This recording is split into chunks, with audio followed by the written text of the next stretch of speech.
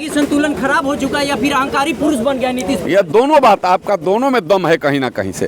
एक तो संतुलन खराब और दूसरा या तो अहंकार में ये बात मंत्री जी के दिमागी संतुलन खत्म हो गई बा। दिमाग उनकर जैसे क्यों लगा काम नहीं खे करत उनकरा से हम रहते तो नीतीश कुमार जी का संतुलन ठीक रहता है।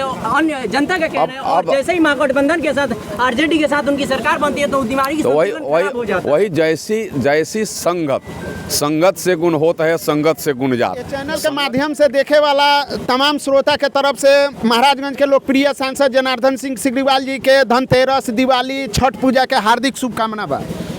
देखिए, आपके माध्यम से मैं पूरे महाराजगंज लोकसभा क्षेत्र, पूरे सारण वासियों को, साथ में बिहार वासियों को भी मैं इस धनतेरस, दिवाली, छठ पूजा और पूर्णिमा मैं सबकी शुभकामना देता हूं, बधाई देता हूं। और मैं माँ से भी, माँ लक्ष्मी से भी, भगवान सूर्य से भी, छठी मैया से भी प्रार्थना कर रहा हूं कि हे छठी मैया, सबके कल्याण का आप आशीर्वाद दें। जिनके मति भ्रष्ट हैं उनसे इस राज्य को मुक्ति दिलाइए।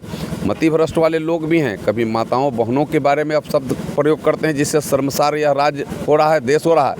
कभी दलित जीतन राम मांझी जी के ऊपर कुछ कटाक्ष और अलग से उनके ऊपर अब शब्द का व्यवहार करते हैं, माने दलितों के ऊपर भी हमला करने का काम करते हैं। ऐसे लोगों से बिहार को मुक्त कराइए और शेष लोगों का कल्याण करिए, ऐसा मेरा प्रार्थना है छठ मैया से, सूर्य भगवान से और इस माँ लक्ष्मी से, जो हम सब सत नमन भी करते हैं और कल्याण के लिए प्रार्थना भी करते हैं। सर, देश में 3 गो राज बा, केंद्र सरकार के, बिहार सरकार के, पंचायती राज। लेकिन हई जौन छठ घाट के रहुआ धुआंधार महाराजगंज क्षेत्र में शिलान्यास करतनी, तो ई कैसे विकास होई कि मान ली सब मुखिया लोग के करा देवे के चाहिए, विधायक लोग के करा देवे के चाहिए, प्रमुख लोग के करा देवे के चाहिए, लेकिन ये विकास भइल नहीं के, छठ घाट बनल नहीं के, तो ये सांसद जी के मत से बनवावे का पड़ता, तो ये कैसे? देखिए, कोई भी काम मिशन से होता है, बिना मिशन का कोई काम नहीं होता है। जब 2014 आया, 14 के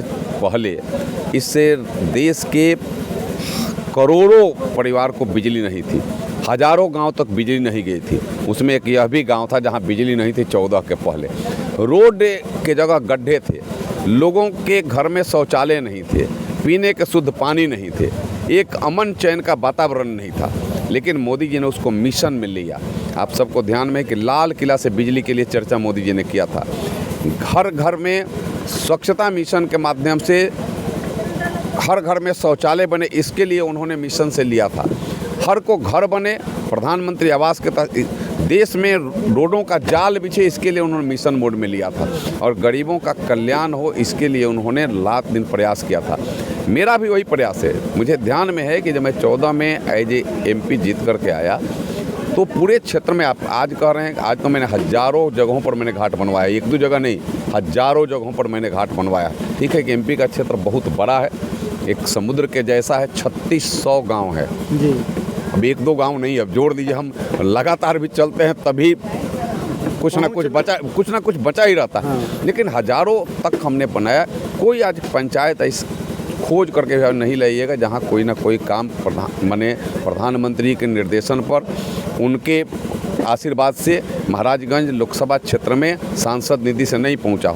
मैं एक बात कहूँगा तो सबको अचंभा होगा, 14 के पहले का सांसद निधि का क्या हुआ, वो कहाँ लगा?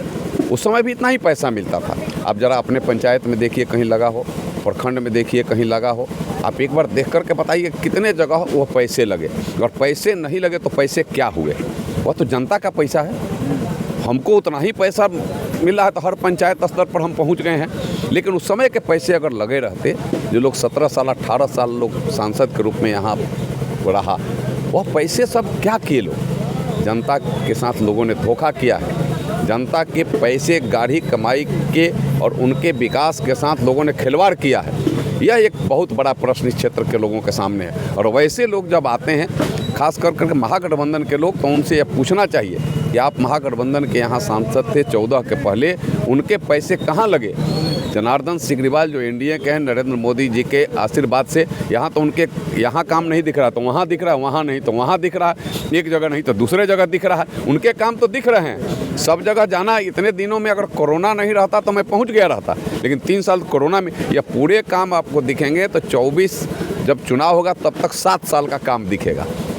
3 साल कोरोना खा गया, सारा पैसा आपके कोरोना में चला गया, आपको फ्री में वैक्सीन मिला, अन्न मिल रहा है, तो उसमें सांसद के भी निधि गए हैं, प्रधानमंत्री राहत कोष में निधि गया है। मोदी जी 5 साल खातिर फिर आना उन्होंने बढ़ा दिए, 5 साल ही बढ़ा दिए, तो ये सारे पैसे वहाँ गए हैं। लेकिन पहले वाले पैसे क्या हुआ? पहले वाले पैसे अगर ये काम हो गया रहता, पहले वाले पैसे से रोड बन गया रहता, ऐसे बिजली आ गई रहती, ऐसे घाट बन गए रहते, तो मैं दूसरा काम करता और आगे का काम करता और विकास का काम करता। ये पहले लोग नहीं किया है, इसलिए गड्ढे से निकाल करके इसको ऊपर ले आना है और गड्ढे से निकालने का प्रयास किया जा रहा है।